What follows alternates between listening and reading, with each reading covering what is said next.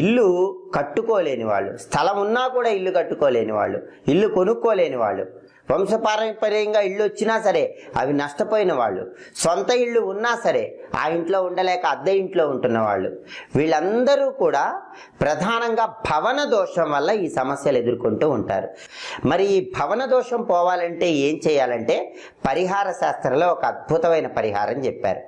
ఆ పరిహారం ఏంటంటే కందిపప్పు, మినప్పప్పు, పెసరపప్పు మర ఆడించి పిండిలాగా చేసుకున్నాక ఆ 3 పిండ్లు కలపాలి.